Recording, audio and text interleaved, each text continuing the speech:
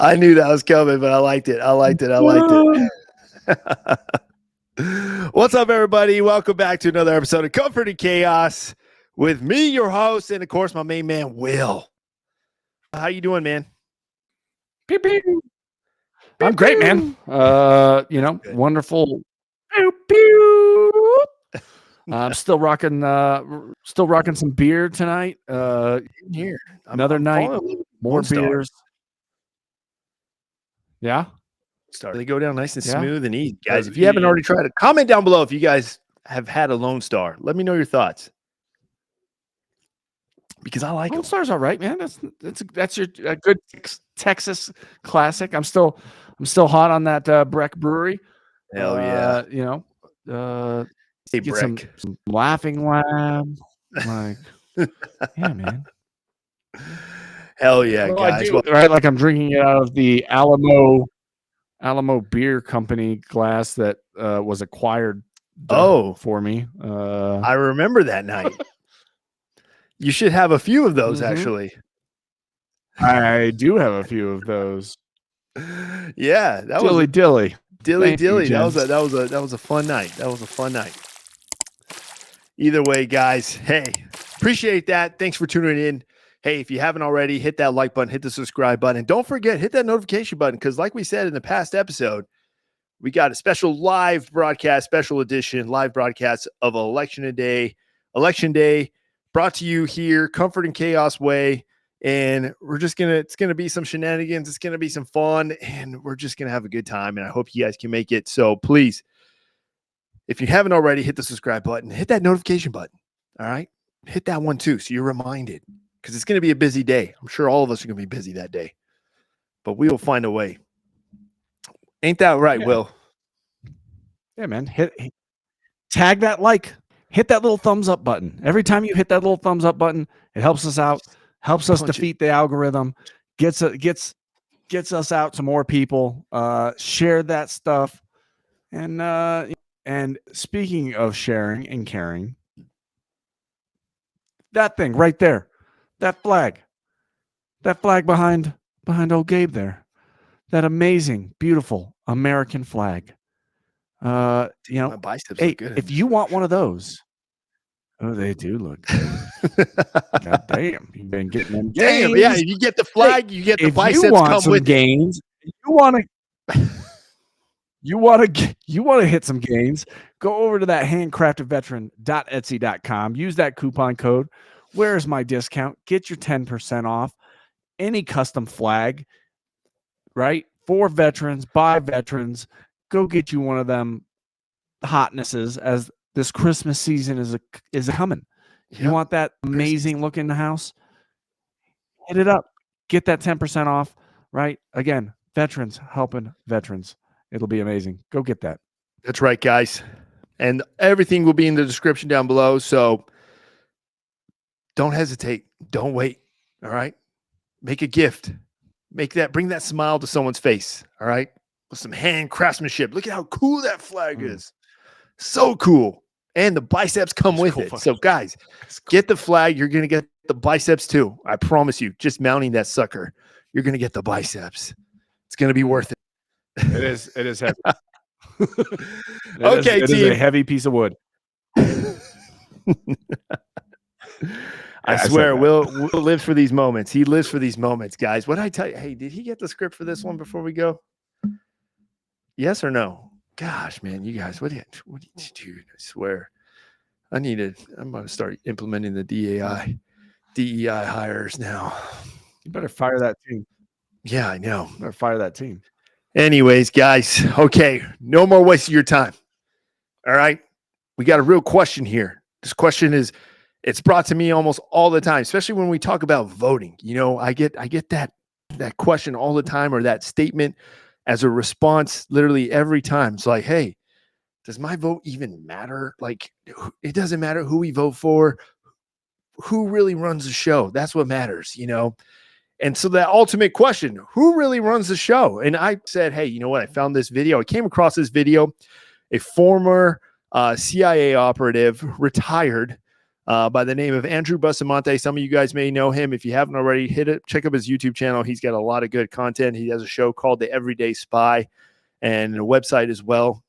But we're going to react to a video here. And I just really wanted to get Will's take, because we all know, guys, Will has something to say for everything. All right. We trust his knowledge. We trust his judgment. We encourage you guys to do the same. And that being said, we wanted to show Will this video and let's get his 2 cents on just who truly runs America. So, Will, without further ado, are you ready for this? Let's see it. I haven't seen this one, so let's see it. All right, let's check it out. Let's see it live. This is the way our government works. What is true in CIA is true in Department of State, is true in Department of Energy, is true in the Department of the Interior, the DNI, the DHS, FBI, and everybody who's in those worlds knows it. And hey, Will, real quick, do you want to tell some of our fans out there what all those letters that he just named, like, what do they mean? DNI, DHS. Yeah. So your CIA, right? Your Central Intelligence Agency, right? Those are the folks that go after foreign intelligence, FBI. I think everybody's probably pretty familiar with that. Yep. DHS is Department of Homeland Security. So right, that's your CBP. That's your Border Patrol, all the interior stuff.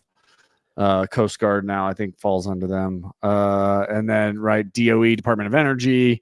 DNI, Director of National Intelligence, right? Like, so he's throwing out all of your 3-letter agencies, your intergovernmental stuff for the U.S. government. So he's basically saying, hey, if you're part of the overall, big machine that is the U.S. government, like you probably fall under one of those departments.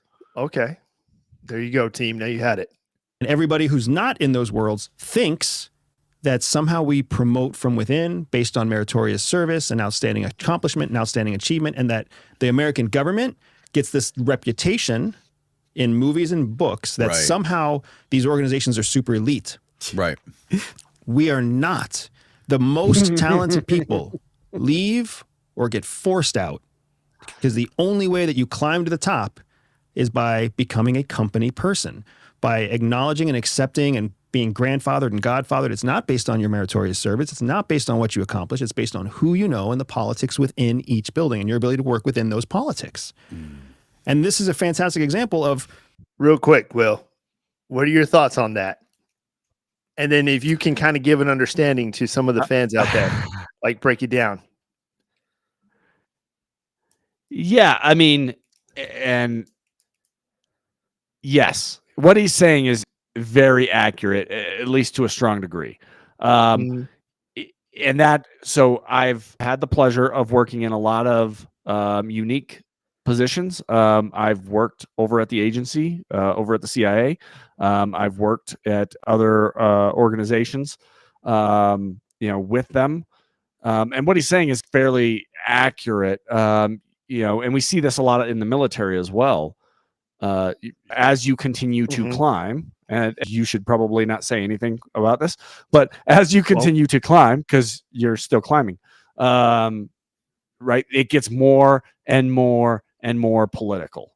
It gets more, you have to abide by the party line. And if you see something that is wrong, or hey, like this isn't, we can do better, but it isn't the party line, and you go to fight for that, you get a reputation very quick as not being part of the group, part of the clique, part of the political establishment. And so what he's saying, right, a lot of good folks wind up leaving those organizations because, right, they do not want to play the political game. They are not interested in the gamesmanship. And it really is. It is a very much a political game. And so that starts to weed a lot of talent out. That doesn't mean that good leadership, good talent doesn't make it through. But when you start looking at those really upper echelon positions, inside of any government agency, including the military. Mhm. You have attrited a lot of really, really, really good folks because of the things that they can and can't say, and they're going to take their talents elsewhere where they can feel of value. But he's dead right. Like, he's not wrong.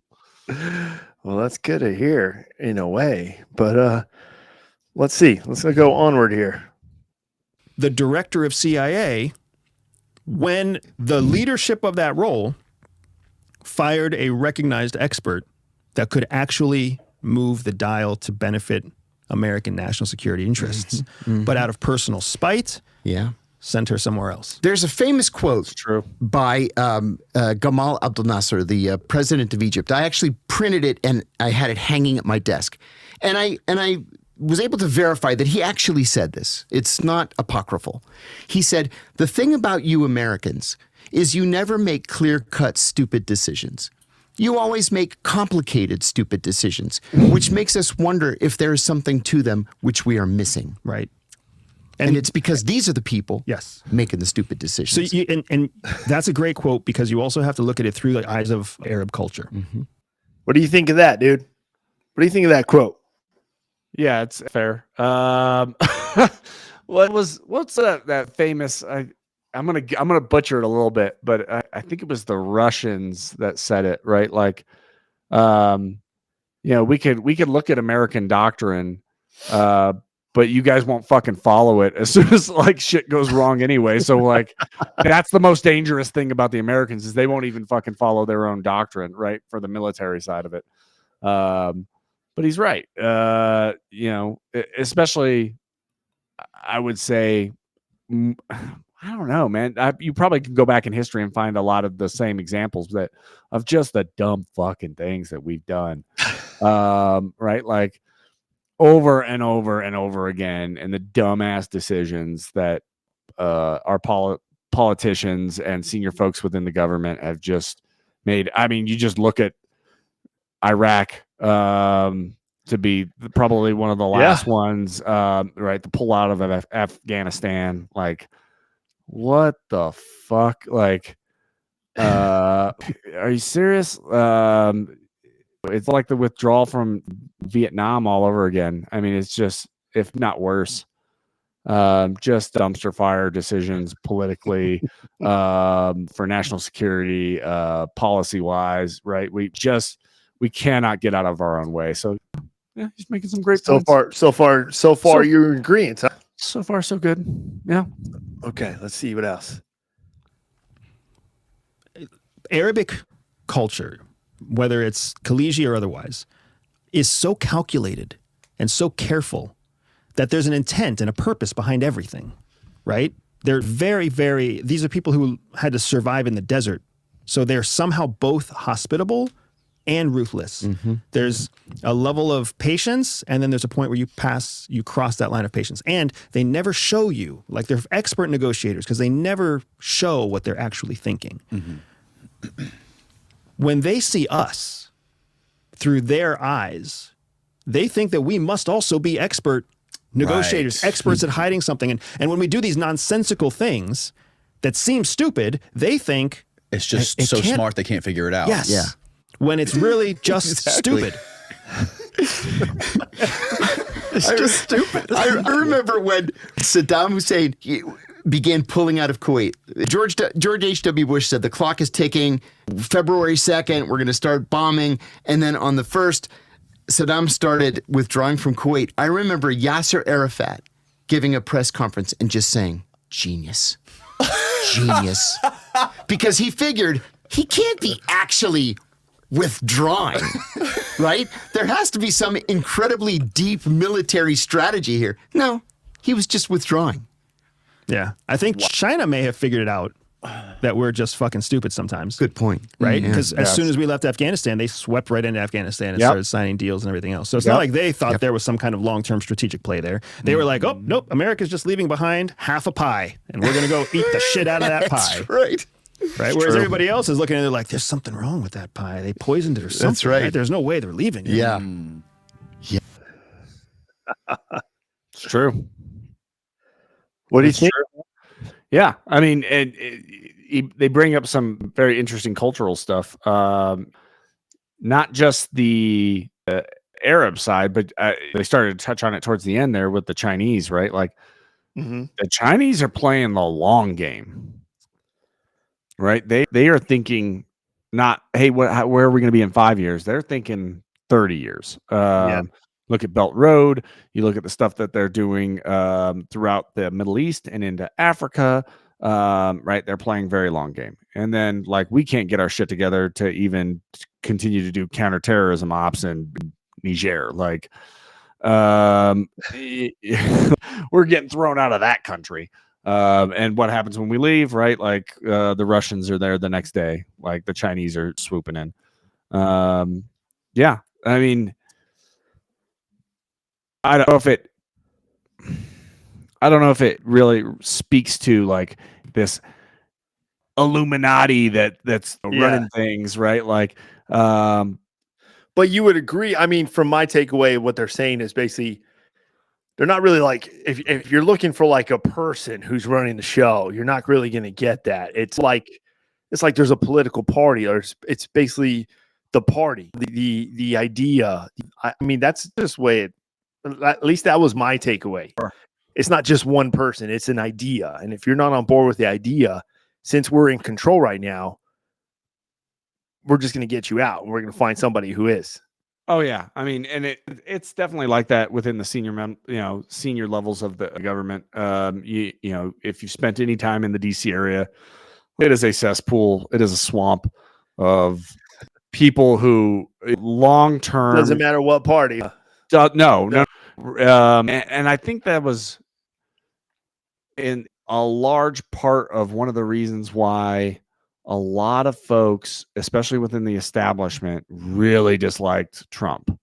Because he came in with much more of like this business mindset of, hey, I'm the CEO of the company, right? Yeah. I want you to do this. And I think he was much more used to folks executing, right, what he wanted done. And it doesn't work like that in DC. It doesn't work like that in the Beltway. If you don't like it, like I'll just slow roll the dog shit out of them because I'm still going to have a job, right? Like it is impossible to fire a government employee. It's very, very difficult. And so I'm still going to have a job in 4 years. Like I'll just slow roll this, right? And what you kind of saw was I think a large genesis of the rule by tweet, right? Like he would come in and say the most outlandish fucking thing possible, right? Like, hey, I want to get, for example, right? I want to get a tariff passed. Like, he's not as stupid as people make him out to be. He says some really dumb shit, right? But he would pass, like he would say like, hey, I want to get, a 20% tariff on this thing, right? Whatever it is. And like he would get slow rolled. And so he'd come out over fucking Twitter and be like, Yeah. I want a 90% like tariff today. And it would almost cause people to like shit, like that, like he said that out loud. Like they now have to start moving. Like we can't do it 90%. Like he never wanted a fucking 90% in the beginning. Like he never intended to do it. Like he was using it as a negotiation tactic. Now, how successful was it? I don't know. At least somewhat. But the swamp is the swamp, man. And he's not wrong. Like I've seen it in the agency. I've seen it at NSA. I've seen it at other organizations. And I think we've all seen it. If you've been in the military long enough, like you've seen it at the upper echelon, right? Like audio and visual, no matchy at the senior levels. And people will say one thing very out publicly and then turn around and say something completely different as soon as the door is closed. And I was never even do something really different. Yeah, 1000%. And I was never a fan of that. And I was definitely a decision calculus on, okay, you know what? Like, I don't know if this is what I want. And so like in my case too, like, maybe it's time to make a different career path and choice and decision, because that is a political game. Like I wasn't willing to play. I kind of had enough of it. So he's not wrong. He's not wrong. Well, yeah. It's kind of scary, you know. I guess it's in a way it just doesn't sit right. But it is kind of like it comes down to a system. That's the word that comes into mind. Yeah. It just For sure. comes down to a system.